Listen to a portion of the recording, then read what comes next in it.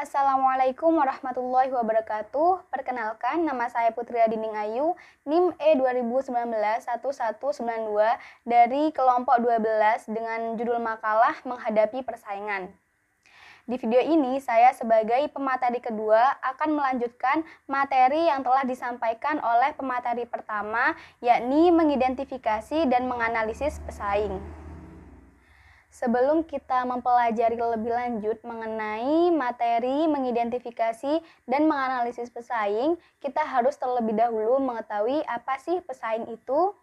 Dalam buku Philip Kotler Kevin Lane Keller Manajemen Pemasaran mendefinisikan pesaing sebagai perusahaan yang memenuhi kebutuhan pelanggan yang sama.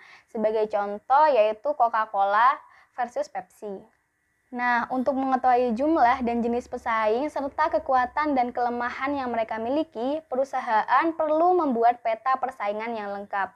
Langkah pertama yang dilakukan adalah dengan identifikasi seluruh pesaing yang ada.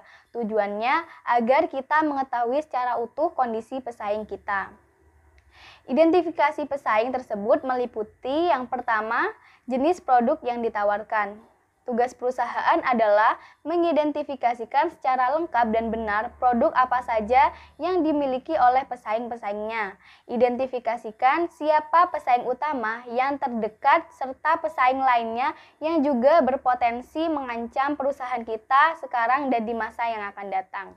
Yang kedua yaitu melihat besarnya pasar yang dikuasai atau market share pesaing. Untuk melihat besarnya pasar yang dikuasai pesaing dapat dilakukan melalui segmen pasar yang akan dimasuki. Dalam hal ini, perusahaan harus mengestimasi besarnya pasar dan market share masing-masing pesaing.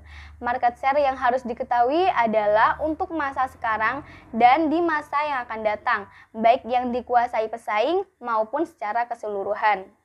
Yang ketiga yaitu identifikasi peluang dan ancaman. Dengan mengestimasi besarnya market share, akan kelihatan peluang yang ada serta ancaman yang mungkin timbul sekarang dan di masa yang akan datang. Setiap peluang harus dimasuki dan diusahakan untuk menciptakan peluang baru yang sebesar-besarnya. Kemungkinan ancaman atau masalah yang timbul pun harus segera diantisipasi sehingga tidak menimbulkan masalah. Yang keempat adalah identifikasi keunggulan dan kelemahan, yang berarti pemetaan atau mencari tahu keunggulan dan kelemahan yang dimiliki pesaing. Misalnya dalam hal kelengkapan produk, mutu, kemasan, harga, distribusi, lokasi, serta promosi.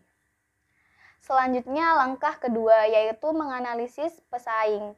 Setelah perusahaan mengidentifikasi pesaing utamanya, perusahaan harus menentukan strategi, tujuan, kekuatan, dan juga kelemahan mereka. Yang pertama yaitu strategi. Sekelompok perusahaan mengikuti strategi yang sama dalam pasar sasaran tertentu disebut kelompok strategis. Yang kedua yaitu tujuan. Setelah perusahaan mengidentifikasi pesaing utamanya dan strategi mereka, perusahaan harus bertanya, apa yang dicari masing-masing pesaing dalam pasar? Apa yang menggerakkan masing-masing perilaku pesaing? Suatu asumsi awal adalah bahwa pesaing berusaha untuk memaksimumkan laba mereka. Yang ketiga yaitu kekuatan dan kelemahan. Perusahaan perlu mengumpulkan informasi tentang kekuatan dan kelemahan sumber daya yang dimiliki masing-masing pesaing. Selanjutnya yaitu memilih pesaing. Yang pertama ada kuat melawan lemah. Sebagian besar perusahaan membidik pesaing yang lemah karena memerlukan sumber daya yang lebih sedikit untuk setiap titik pangsa yang didapatkan. Sebagai contoh yaitu Samsung versus Cross. Namun tetap harus bersaing dengan pesaing yang kuat agar bisa memimpin pasar. Yang kedua yaitu dekat melawan jauh. Sebagian besar perusahaan bersaing dengan pesaing yang paling mirip dengan mereka.